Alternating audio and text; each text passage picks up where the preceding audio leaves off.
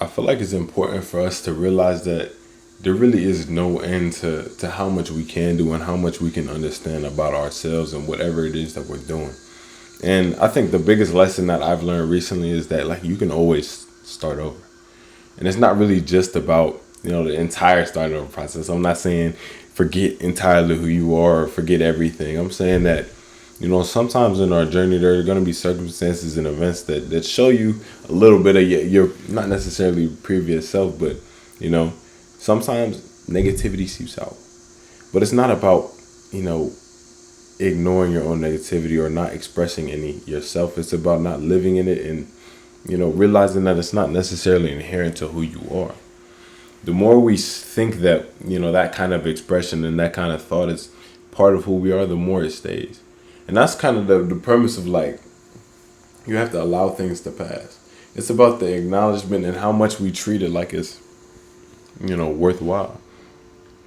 And starting over, I think that it's just about giving yourself the same intent, giving yourself the same fervor to try and try again regardless. Because, you lose nothing in trying and gain everything in success. And for me, it took a couple of trials and errors, and every time I'm put into a new situation, every time I'm, tested mentally or whatever I feel like is a challenge to who I am, I'm just more and more apt and more able to address these situations the more and more I try. And it's about falling down and getting back up. And I said it in multiple videos, but I don't think any type of like human strength or our strength is really in our ability to never get hurt or to never, fail or to never fall. But how many times we get up and how many times we, heal from our injuries. And the biggest aspect of healing, I feel like, is addressing your problem. Like you can't heal what you don't acknowledge. And I think that's sort of very important, especially modern day, because I feel like some of the stoic idea or some of the idea that you're supposed to like confront all your negativity and do all that is very good. But the entire premise of acting as if you can never be hurt or at never addressing your own emotion, I feel like sometimes sets us back. It's almost as if by, ignoring those parts of ourselves that seek out change, we change ourselves for the worse. Because change is something I feel like that it happens regardless. Presence is something I feel like happens regardless. Whether or not you choose to be present through like mindfulness meditation or mental health and focusing on who you are and your expression, or you get into some type of negative situation or positive that brings you into the present moment and forces you to change regardless. And I find that the subtle importance is just giving that to yourself. Realizing that you can be an agent for your own change as long as you choose to get better. And getting better, I feel like, at most times is a choice we have to make. The relative comfort I feel that we live in regards to who we are is what kind of keeps us stuck. Because the only one that can limit us is us, and the only one who can cast judgment on who we are is us.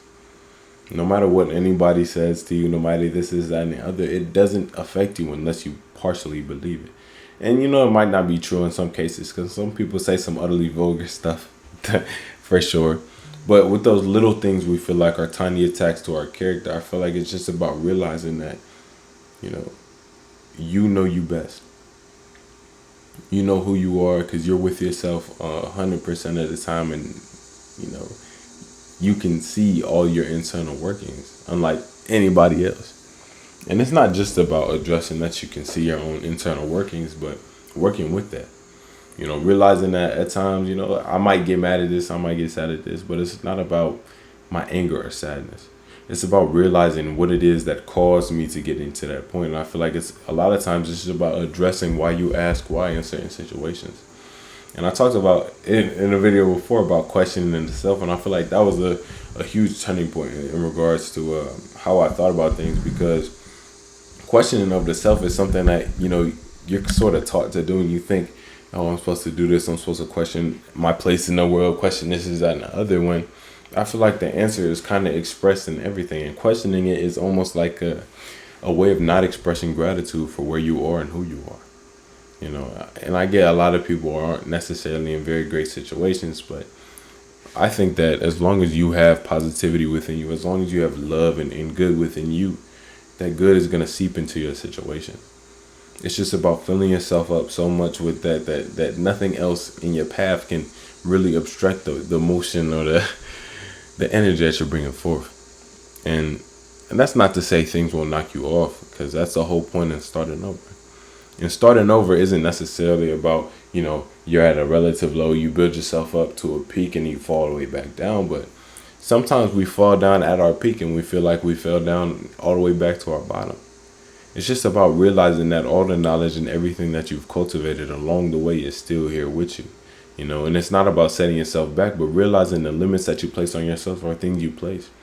And I feel like a lot of times I was sort of holding myself to this crazy, not necessarily a crazy standard, but like whenever I slipped up, I sort of imagined that I was at like the bottom of my ups and downs, rather than thinking that it was just another stepping stone. But sometimes you take one step back to take three forward. Sometimes we have to go back down in order to recognize what it is that is holding us back, because what isn't addressed will repeat. What isn't here will repeat itself. And I feel like life is full of cycles, and that's when you can really see the fruits of your labor when it comes to your own meditation, your own mindfulness, your own mental health. Because things are very exemplary of each other, I find, in the world, especially once you open your eyes to see how things actually are. And not everything is out to get you, and not everything is for you to take offense to at most times. But it's not to say people don't say offensive things. Of course, I'm speaking on a pretty moral standpoint. I think it's really just about your constant, continual progression and effort into yourself.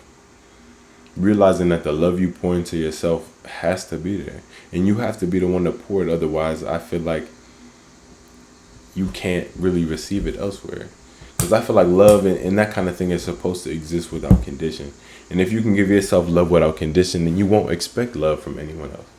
You won't expect things, and I feel like expectation is what strips away our happiness at most points. And in saying that, I really just mean that the more we think that things are supposed to be a certain way, the more we acclimate ourselves to that comfort in our head. And the more we live in our head, it's harder to live in the real world. And it goes the same to say, like, if you're like a goal without action is just thought, or if you want your desires to be in reality, why keep them in your head? I feel like a lot of times our life is lived more so in thought than it is in reality, and that's really just because we expect things to be a certain way, or we're trying to think through the world, or think through action, or think through how things we are supposed to be. And I think how things are supposed to be is just as they are. And the thing that's really shifting in terms of that perspective is us. It's the way that we look at things that truly connotates how we experience them and how things go. And when I was talking about questioning of the self and that sort of anxiety that comes with it, I feel like that's the utter problem that exists. And it's not about the questioning of the self, because I feel like I say that we shouldn't do that. But I don't say that that's all you should do, just not question yourself, but be honest. There's certain honesty I feel like comes with, being on top of yourself. It's about doing your best and being yourself. And if you're doing your best, then you have to have some sort of honesty. Like, I'm not going to not study for any of my exams and then take all of them and expect to do great if I don't, grasp the information. I have to make sure that I'm truly honest with myself in regards to that and keep moving forward. Not every avenue is going to be for you, but that's not the point. If it's your path, no matter where you walk, it will still be your path. It will still be for you. And it's important to realize that no matter where you are, no matter where you walk, no matter what time it is, you are still present and you are still you. And that's the important part.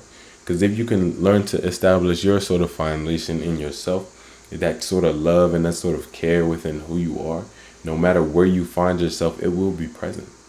As long as you're present, that love can be present. And that's where I feel like the importance of starting over is. To realize that even at your lowest of lows, if you love yourself yesterday, you can love yourself today. It's about not living in reference to those certain days, not living in reference to those certain peaks. Like, I don't necessarily look back in the past and think, oh, my mental health was so much better than, oh, this was so much better than. Because it's really not about getting back to anything. It's about getting forward. Everything is new. And treating every day like a new life and treating each experience like it's brand new, I find a certain joy and a certain comfort in that unknown. because you don't know what's going to happen. But what you do know is how you react to it. Because if you're present enough to be there, you get to choose that. You get to choose how that event goes. You get to choose whatever it is. And I find it so fulfilling to sort of realize that, you're not really your thoughts. You're really just the reaction to whatever stimulus is out there. And a lot of times our thoughts try to direct our action in a certain way, but I don't find that it's not necessarily important to allow your thoughts to direct your action, because that definitely is an important thing. But I think that it's important to realize when certain thoughts aren't inherent. If it's not in your hands, it shouldn't be in your mind. And if you're not thinking about a certain solution to a problem, or if you're just thinking for thoughts' sake about a situation that has yet to occur, has already occurred, I find that, if all you can do is think about it, it's not worth thought. And of course we get into situations that, people need to think of. There's certain traumas that I understand, you know, loop over and over in our heads. And with me, I still have my moments where I have to, take a step back, take a walk, or do whatever I need to do to get on top of my mental health for a moment. But what I'm realizing is the practice of being present and the practice of trying to be mindful and caring with yourself is just about realizing that, you're a person. You have to be taken care of too, and you have to be the one to give yourself that care. Otherwise, I'm not gonna say no one will, but if you're always giving yourself that care, then that expectation isn't there. And I think sometimes we accept certain people in our lives that don't give us the amount of care that we need for a certain situation. But I feel like it's because we expect that amount of care from them. And I find that I can be so much more grateful for everybody and everything in my life as long as I'm grateful for myself. As long as I'm accepting of myself. Because the quicker we accept ourselves, the quicker we can accept the world around us. Because we have to realize that we aren't the world around us. You are just you, and I am just me. And we all might be interconnected in some crazy whimsical way, but it's just important to realize that your experience is your own. Not to say be selfish, not to say don't care about others, but to say care about yourself so intently you do care about others. I'm realizing how much self-love I had to pour in myself. I realized that, I kind of see that in everyone. In the same ways I love myself, I think everyone should be able to love themselves, because it's what you should do. It's inherent to who we are as people. And the more I've been able to do that, the more I've just been charismatic and caring about whoever it is I'm encountering. And that's not to say overextending myself. It's to say extending myself. Because I feel like the whole premise of that shortage, is something I had to try to get rid of in my head. Because we always address the fact that we have to be filled up before we're dumped back out into the world. And I don't think that's necessarily a problem. I think that's true. I think the issue here is trying to think that your cup has a bottom to it. Thinking that there's a limit to your expression, or a limit to how much you can do, or a limit to this, that, and the other. It's one thing to say, you can do anything, but you can't do everything. And I can agree to that statement to a very, I guess, realistic standpoint. But that's not to say you can't do anything. I feel like anything we put our minds to that is humanly possible, any human can. It's just about realizing your own potential and the power that you hold in the present moment, the power that you hold in being yourself and being able to try again, being able to get up, because, you'll only die once and you live every day. And I feel like a lot of us, in realizing that you're supposed to treat each day like a separate life, we sort of treat ourselves as if we die. Treat ourselves as if, one certain circumstance can paint our character when it can't. Of course, I'm talking about morally and stuff like that, but I think it's just about giving yourself enough validation to keep on moving forward. You have to be the one to affirm who you are, because it's not necessarily the path that needs affirmation, it's you. Because everywhere you walk is your path. Everything you do is your path. And if you're the one writing your story, how can it be wrong? How can it be incorrect? How can you do yourself wrong if you are you? I feel like every little fidget, every little bump, bruise, and whatever choices we make are not necessarily inherent to us, but it's the path that already exists. There is no should or could have, only things that we have done. And it's just important to use that past as a reference to what not to do, or tweak it to whatever you feel is possible. And sometimes you just have to find new ways of expressing yourselves and testing it onto the world. And I feel like that's sort of the stage I'm at right now, is just trying to get a better understanding of what I need to do in order to achieve whatever I need to achieve. And it's not necessarily about overthinking it. It's about having the intent and being present enough to implement my intention. So all that to say, you can always start over. You can always give yourself a second chance. And I feel like it's always important to give yourself that second chance. Because, he who thinks the journey is over is the one that's truly lost. I think there's never going to be a limit to how much you can grow other than whatever your mind dictates is your limit. So if you made it this far in the video, thank you so much. I really do appreciate all of y'all. I love you guys.